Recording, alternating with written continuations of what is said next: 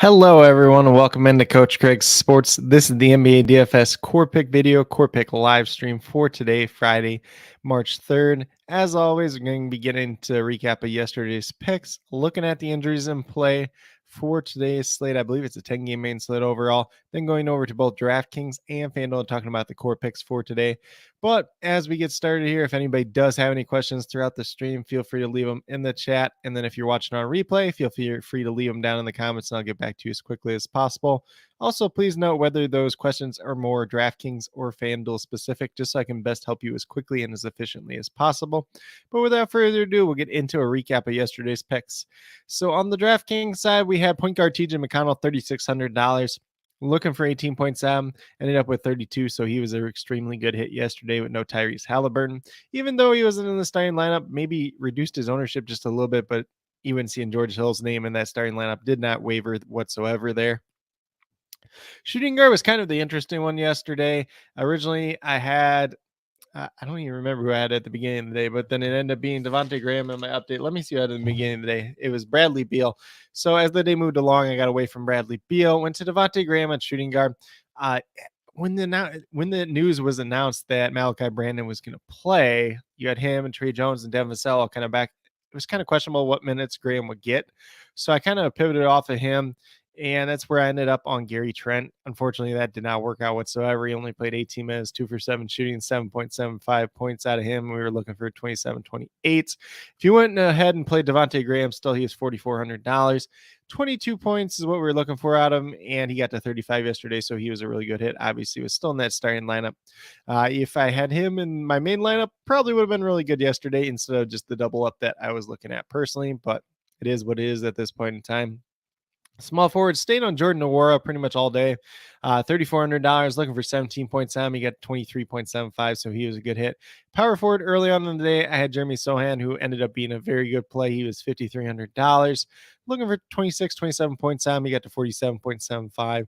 So if you played him, panned out pretty good. I still played him in my main lineup, but as the day went along, as we had no Marcus Morris, as we now had no Ivica Zubac and some of these other guys for the Clippers, ended up on some Nick Batum there with $3,300, looking for 16, 17 points. Only got to 8.75. He was a mess, played like 20 minutes, mainly just scored the ball in terms of points yesterday. And then last but not least, at that center position, Jakob Poeltl, $6,200, looking for 31 points at him.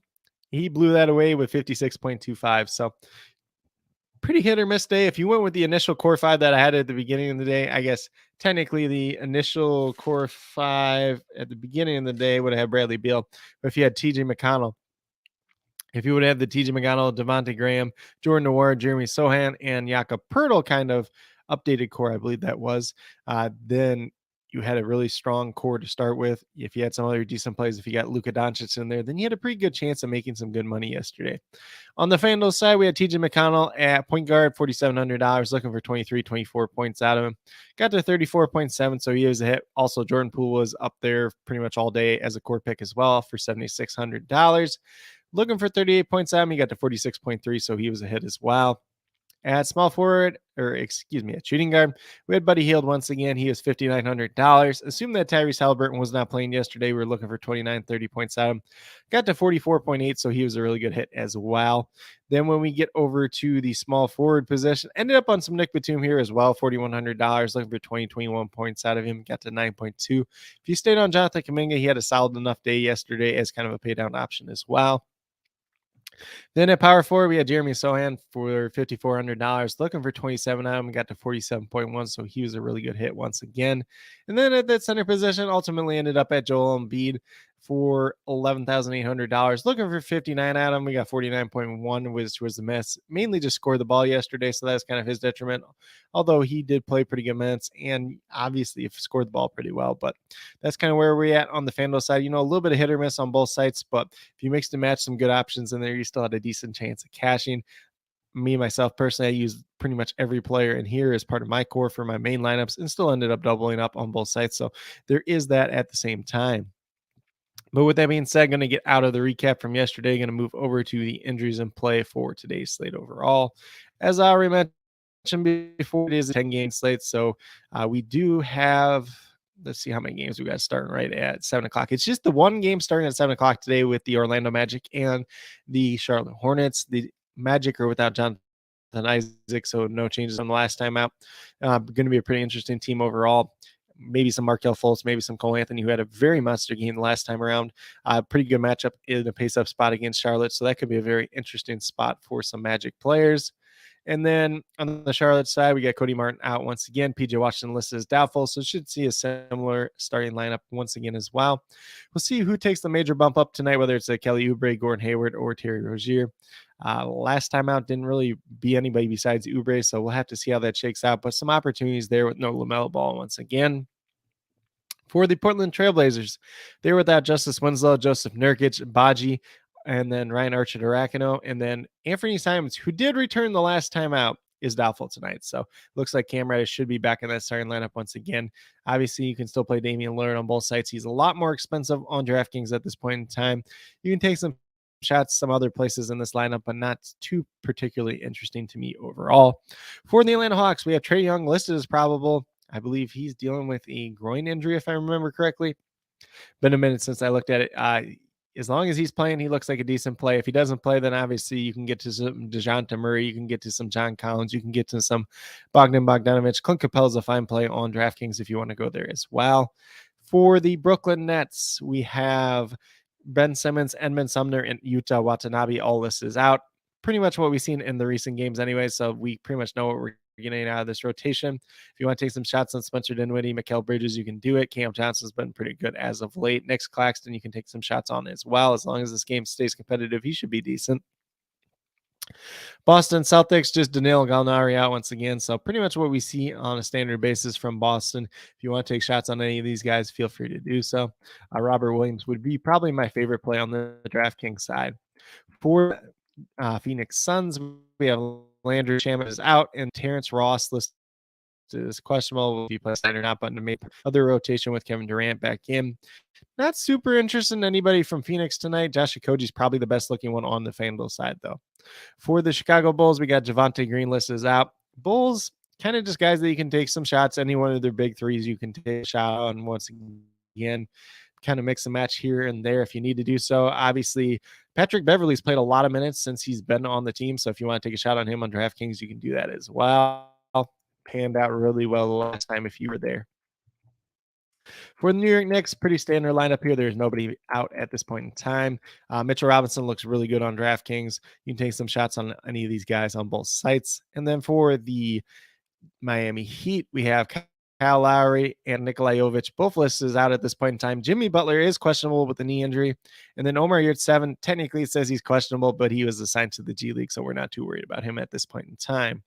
So Jimmy Butler is going to be the big one there. If he doesn't end up playing, you can get to some Tyler Hero. You can get to some Bam Adebayo. You could probably get to some Caleb Martin on DraftKings where he's a pretty reasonable price tag. You can probably get to a couple different options, maybe a little bit of Kevin Love, Gabe Vincent, Victor Oladipo if you want to go there as well. For the Utah Jazz, pretty similar to the last time out. We got Jordan Clarkson and Colin Sexton both out, so we're going to see more minutes for Taylor Horton-Tucker, Chris Dunn, and Ochai Agbaji at that guard spot. And then for the Oklahoma City Thunder, Shaq Gilgeous-Alexander and Povashevsky both out once again. So pretty standard lineup to what we see in recent games. They do get Kenrich Williams back tonight, though. For the Memphis Grizzlies, just Steven Adams out once again. So we're pretty much seeing what we've been seeing for quite some time out of this Memphis team. Then on the opposite side with the Denver Nuggets, Colin Gillespie, Zeke Naji both out once again. Kankar is listed as questionable. We'll see if he plays or not, but not too important from a DFS perspective. And then we have Michael Porter Jr. and Aaron Gordon both listed as probable to play tonight. So no real changes, nothing that we're really watching too much in terms of Denver. If you want to take some shots on Jamal Murray and Nikola Jokic, you can definitely do that. Michael Porter Jr. is not a bad play on DraftKings as well. For the Pelicans, this is kind of an interesting team just in general. They have a lot of injuries with Zion Williamson, Larry Nance, EJ Liddell, and Jose Alvarado. And then we have Jonas Valanciunas listed as doubtful once again today. So last time out, Jackson Hayes kind of had the big game, but he had limited minutes. Willie Hernangomez did get the start. They're going against the Warriors, who don't necessarily have to play big by any means. We saw the Pelicans go small at times the last time out too as well with a small ball center, whether that was Herb Jones or Trey Murphy or, Najee Marshall, whoever you want to call it in those situations. So there's some interest in this Pelicans team here. You can take some shots on Hernan Gomez. You can take some shots on Jackson Hayes. Brandon Ingram's going to look really good tonight in a pace-up matchup. Josh Richardson, if his minutes bounce back up, you could play him on FanDuel. And then CJ McCollum's kind of a GPP flyer on both sites. For the Golden State Warriors, they are on the back-to-back, so we'll just keep that in mind as the day moves along. But we know Steph Curry, Gary Payton are both out. Andre Iguodala listed as doubtful. Andrew Wiggins is questionable, but he's been missing some time with personal issues. Would not be surprised if he misses once again tonight. Biggest things to watch here is if Klay Thompson and Draymond Green end up playing in this game. If they don't, there could be a lot of value opening up for this Warriors team overall. Assume like Jonathan Kuminga would start, and then whether it be like Ty Jerome, Moses Moody, somebody like that as kind of the backup to Klay Thompson in the starting lineup as well. Then we move over to the Clippers, who are also on the back-to-back at this point in time. Kawhi Leonard is out. He is resting on the back-to-back. Zubac and Marcus Morris both ended up missing yesterday. Both are going to remain questionable for today. And then Norm Powell is actually listed as questionable for today as well. So there could be some value opening up on this Clippers team overall. Paul George is going to look great on both sites. If Zubac misses once again, Plumlee will be on play on both sites as well. For the Kings, the major one we're watching here is De'Aaron Fox, who is listed as questionable. He's got that wrist injury. We'll see if he plays or not. If he doesn't play, I like Kevin Huerter a little bit more. I like Harrison Barnes a little bit more, and I like Domantas Sabonis a little bit more. You can play some Keegan Murray, too, on DraftKings if you really want to. And then, technically, Rashawn Holmes is questionable, but not a major part of the rotation either way. Down to the Timberwolves, we have Jalen Noel listed as questionable. Karl Anthony Towns is out. Noel doesn't factor in too much, especially on a 10-game slate overall. And then for the Lakers, we have LeBron James and D'Angelo Russell both out. Anthony Davis and Dennis Schroeder both listed as probable at this point in time, so they should be good to go for tonight's game. But that's what we have in terms of injuries for today. Going back through them real quick, the ones that we're going to be watching out the most for today, obviously going to be De'Aaron Fox, this Clippers news, the Warriors news overall. Let's see. We'll keep on a little bit. Jimmy Butler's going to be one. And as we get all the way back up to the top, we'll keep an eye out on Trey Jones. If he would unexpectedly be ruled out, then obviously that would open up some value on that Hawks team overall as well. But that is pretty much what we got at this point in time. So we got Lord King Guru in here. So he said D. Murray is going to put up 45 plus FanDuel fantasy points. Yeah, I like that if Trae Young's out, but if Trae Young's playing, I think it's a little bit harder to do. I haven't checked his recent games by any means. We can, when we get over to FanDuel, we'll take a look at that. Let me just look at it on FanDuel actually real quick. Because he's been a really up and down player this year in DeJounte Murray. So obviously when you play with another dominant usage guard like Trae Young, that's going to happen. So obviously he's averaging 39.7 fantasy points per game, and he's been over this 45-point mark that you're talking about once in the last 1, 2, 3, 4, 5, 6, 7, 8. Once in the last 8 games, and then twice if we go back like the last 12 games. So he hasn't hit it too often, but it's usually in the games where Trae Young misses. So if he does miss, then obviously there's a chance that doesn't end up happening today. Not something I would personally bet on myself, unless you're doing like a straight up bet and there's really good odds on it at that point in time. But getting off the injuries at this point in time, we'll get moved over to DraftKings, talk about my core picks over there. So let me get this up real quick. And at the point guard position, I'm going to Dennis Schroeder right away today. Obviously, there is more usage to go around for this Lakers team. Anthony Davis is playing in this game, but Schroeder gets that usage rate bump, an assist rate bump as well, going against Minnesota tonight. Pace up spot, going to be a good matchup as well. $5,800. We're looking for 29 points out. I'm currently having projected for 30 points at this point in time. Then at shooting guard, we have Paul George. There is no Kawhi Leonard tonight. A great matchup against the Sacramento Kings. He's $8,300. Looking for 41, 42 points out of him. Currently, I'm projected for 46, 47 points tonight. Definitely has a ton of upside for more as well. Then at small forward on the opposite side of that game, we have Harrison Barnes, who is $4,600. He was struggling for a little bit in time there, but we're looking for 23 points at him. If there's no De'Aaron Fox, there's a little bit of extra usage to go around as well. And that's typically when a guy like Harrison Barnes will step up, is typically when somebody is missing from that lineup overall. And He's been solid in recent games. He's just that decent middle of the road price, and I currently have him projected for about 25, 26 points at this point in time. Then we move down to that Minnesota and Lakers game once again. And we get Kyle Anderson at $5,400. Looking for 27.7. He's just too cheap at this point in time. Currently, I'm projected for 29 points. So does have that solid, steady floor, has a little bit of upside as well, as we've seen as recently as last game with 33.5 points. And then last but not least, a lot of these guys I've been playing consistently as of late. Mitchell Robinson is another one of them. $5,100. We're looking for 25, 26 points on him. Currently, I'm projected for 28 points tonight. He has a ton of minutes since he's came back from injury. As long as he's not getting in foul trouble, he's going to look pretty good. There is an off chance that happens tonight versus Bam Adebayo, especially if Jimmy Butler's unable to go, but still at his price tag. A price tag that should be closer to $6,000 at this point in time. He looks like one of the better center values at this point. You can also consider Anthony Davis there, who is too cheap as well, but it's just kind of balancing back and forth between the two. In my current optimal lineup this morning, obviously both of them landed in that optimal lineup. But with that being said, if you go with these 5 players that I do have listed here on the DraftKings side, you have $20,000 or $20,800 remaining, just over $6,900 per player. So a little bit of room of flexibility there. If you want to pay up for a stud player, that's something you can do. If you want to pay up for an Anthony Davis, a Nikola Jokic, Damian Lillard, somebody like that, you can definitely do that and then kind of mix and match from there. Or if you want to take a little bit more balanced approach, that's definitely fine on tonight's slate as well. It's obviously a 10-game slate, so there is quite a few options out there on tonight's slate as well. But with that being said, we're going to get off of DraftKings. We're going to move over to FanDuel and talk about my core picks over there as well.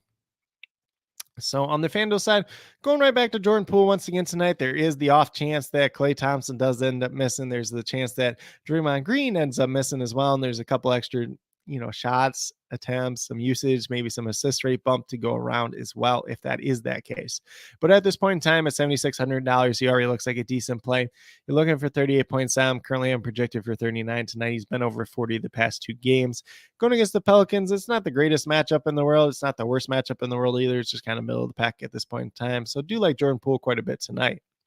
Then at shooting guard, we're going right back to our cheap paydown option in Ochai Agbaji. Unfortunately, in the last game, it did not end up panning out because he only played like 19, 20 minutes because he left the game with the leg contusion.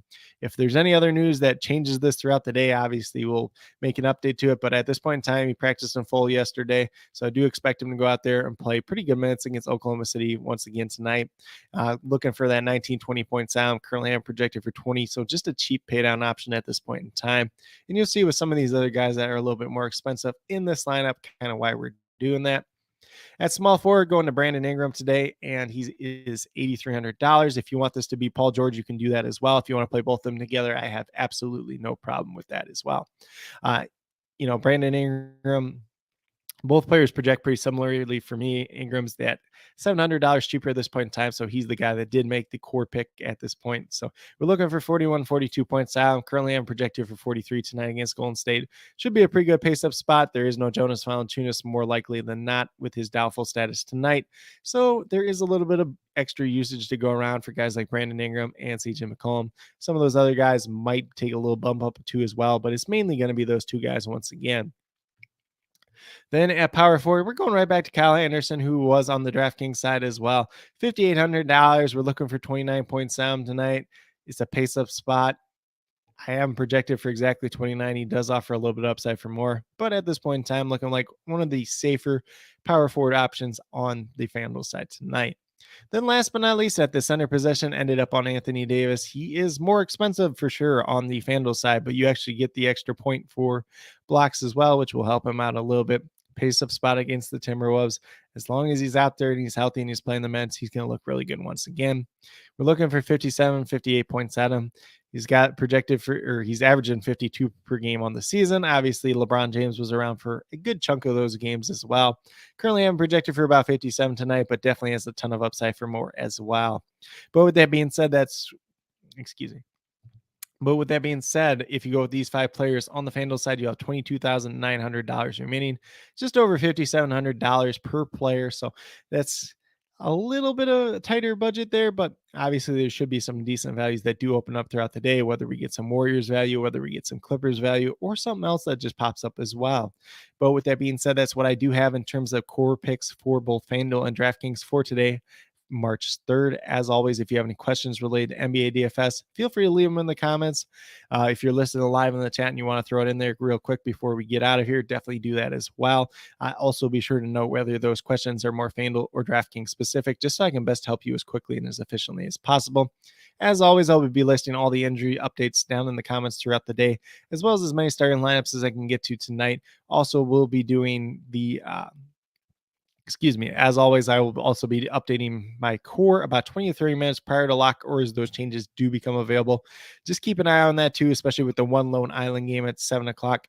Might not play anybody from that game specifically for our core plays, so it might be closer to that 7:30 time where we get more updates to the lock, but I'll try to get at least an update lineup out there about 20 minutes prior to lock.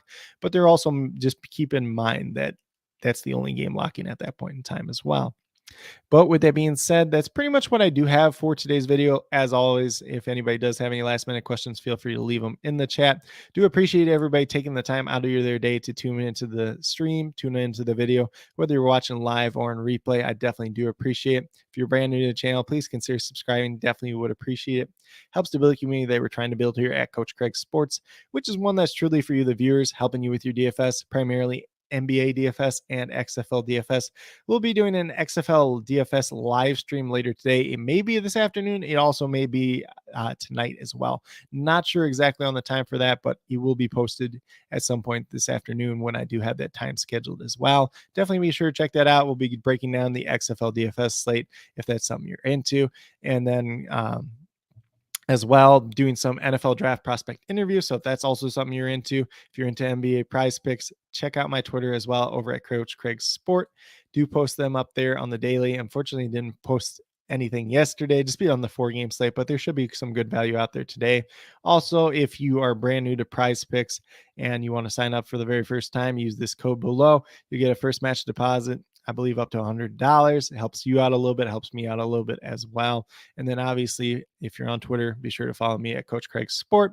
Last month for the month of February, I posted 9 days during the month in total for the picks that I did like. I'm pretty picky about what I choose. If you played flex play, you made a profit 7 out of those 9 days. And for the good part, you're making pretty good money just depending on the size of your bet as well. But with that being said, that's really what I have for today's video. Do appreciate everybody that did tune in once again. And I do hope that each and every one of you guys do have a great rest of your day as well.